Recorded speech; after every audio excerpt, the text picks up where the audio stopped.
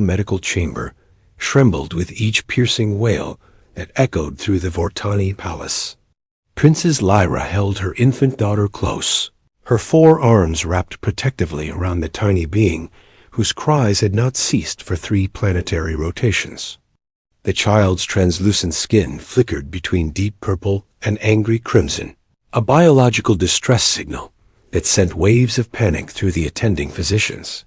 "Your Highness, we have exhausted all known remedies," said Chief Physician Narration, his tentacles writhing with anxiety. "The infant shows no signs of illness, yet her distress continues to escalate. We fear for her neural development if this persists." Queen Vara entered the chamber, her regal bearing unable to mask the worry etched across her elongated features. "Have you consulted the archives?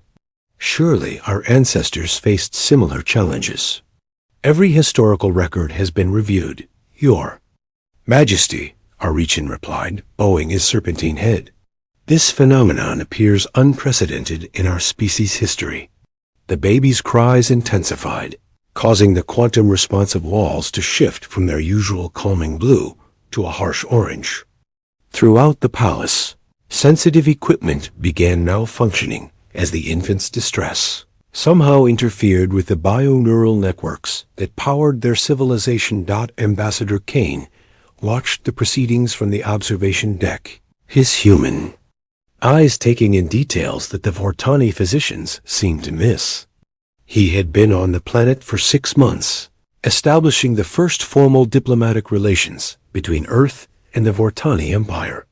The birth of the princess had been meant as a celebration of this new alliance, but instead had become a crisis that threatened to destabilize the royal family. "Perhaps," Kane said carefully, knowing he was overstepping diplomatic protocol, "I might be permitted to examine the child." The chamber fell silent except for the infant's continued wailing. Queen Vara's multiple eyes focused on the human ambassador with a mixture of desperation and skepticism. "You are a warrior diplomat, not a healer," she said. "What could your species possibly know of Vortani physiology that our finest minds do not?" Kane stepped forward, his movements slow and non-threatening. "Your Majesty, human children also cry. It is often not a medical issue, but rather a need for comfort that transcends species barriers."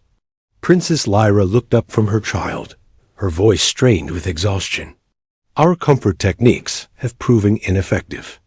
The infant responds, "To nothing we offer. May I?" Kane extended his hands, and after a moment of hesitation, Lyra carefully transferred the baby to his arms. The Vortani physicians tensed, ready to intervene if the alien diplomat caused any harm. But Kane simply held the child against his chest, supporting her head with one hand while gently swaying from side to side. He began to hum a simple melody, an old Earth lullaby his grandmother had sung to him decades ago. The change was immediate and startling.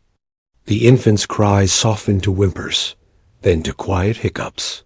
Her skin began to shift from the angry crimson back toward a peaceful lavender. The quantum walls responded by gradually returning to their soothing blue hue. "Remarkable," whispered Chief Physician Narration. "The harmonic frequency appears to resonate with her neural pathways in an unprecedented manner." Kane continued his gentle swaying motion, the rhythm apparently instinctive, despite the vast differences between human and Vortani physiology. Human infants often respond to movement and sound patterns that mimic conditions in the womb, he explained quietly. "Perhaps the need for such comfort is more universal than we assumed." Queen Vara moved closer, studying the human's technique with intense interest. "This rocking motion, it serves what purpose?" "It simulates movement the child experienced before birth," Kane replied, still humming softly. "The rhythmic motion helps regulate their nervous system. The vibrations from my voice likely provide additional sensory input that promotes calm." The baby's breathing had settled into a peaceful pattern, her tiny hands grasping at Kane's diplomatic uniform. Princess Lyra watched in amazement as her daughter's skin took on a healthy rose-gold coloration that the physicians had never before observed. "How did you know to attempt this approach?" Lyra asked, her voice filled with gratitude and wonder. Kane smiled down at the now content infant.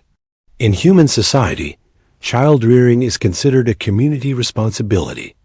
While we may not have the advanced medical knowledge of your species, we have developed instinctive responses to infant distress through millions of years of evolution." Dr. Wren's tentacles moved in excited patterns as he documented the scene. This suggests that certain aspects of nurturing behavior may indeed be universal constants across intelligent species. The implications for xenobiological research are extraordinary. As Kane continued to hold the baby, Queen Vara observed the interaction with growing respect. "Your willingness to involve yourself in a crisis affecting the royal heir demonstrates remarkable courage, Ambassador Kane. This action will not be forgotten. The child's well-being transcends diplomatic boundaries, Your Majesty," Kane replied. "If our species are to build lasting friendship, we must be willing to learn from each other's wisdom."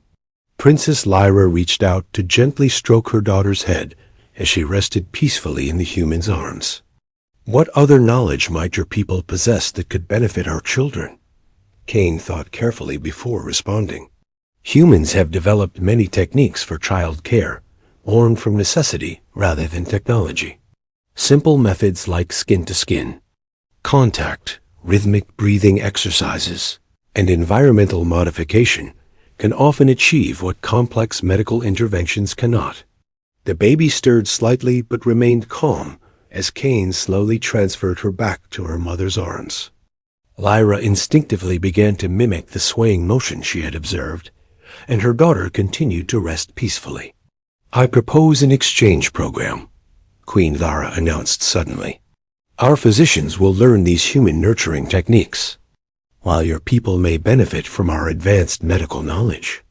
This crisis has revealed that wisdom exists in unexpected forms." Over the following days, Kane worked closely with the royal medical staff to establish new protocols for infant care that combined Vortani scientific precision with human intuitive methods. The baby princess thrived under this hybrid approach, becoming stronger and more responsive than any Vortani infant in recorded history.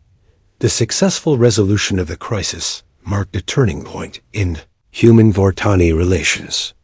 What began as a diplomatic mission transformed into a deep cultural exchange that would influence both civilizations for generations. The story of the human who calmed an alien princess with an ancient lullaby became legend, proving that sometimes the most profound solutions come not from advanced technology, but from the simple wisdom of caring for those in need. The alliance between Earth and the Vortani Empire grew stronger with each passing year, built on the foundation that compassion and understanding could bridge any gap between the stars.